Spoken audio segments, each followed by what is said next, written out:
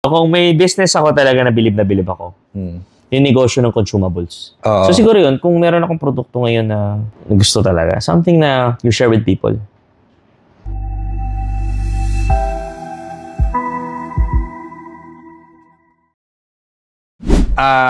Balik tayo sa business and relationship.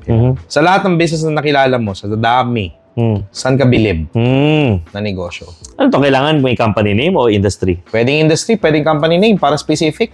Para, di ba? And the business model probably, baka may matutunan sila. Ako, I can also share siguro. Ang dami. Ang dami akong ellipse ngayon eh. Sige, siguro ito, sige. So kung may business ako talaga na bilib ako, yung negosyo ng consumables. Okay.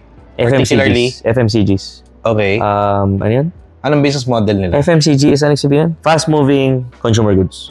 Fast-moving consumers. Okay. Yung anything related sa deodorant, kanyan. Okay. Food. Okay. Yung shampoo. Bakit? Buwan-buwan binibili. Kasi necessity. Buwan-buwan eh. Okay. Tapos, kunyari lang, ito lang pare. Cellphone na lang, di ba? Mahal ang phone, di ba?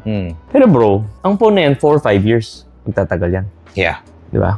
Mabilis 2 years. Okay. Pero iba yung this month, consume mo, next month, consume ulit.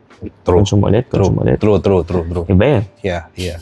As long as the brand is there, no? Yeah. Bibili, may repeat order. So yung mga kaibigan natin pare na kilala naman nila sarili nila, nasa makeup, nasa beauty products, nasa food, diba? Ang lupit kasi ang bilis ng pang-consumo. Yeah. Tapos once nakuha mo yung loyalty, wala na, forever na pare. Because of that repeat order needs, kaya ka fast-moving siya. Oo nga, no? Good. So yung, ito kung may ellipse ako ngayon, Logan Paul tsaka si TSI. Okay. Prime. Okay, Prime. Yung Okay. Prime Energy Drink. Yes. Nagkakaroon siya ng parang virality kasi ginagamit mo to socialize eh. So siguro yun, kung meron akong produkto ngayon na gusto talaga, something na you share with people.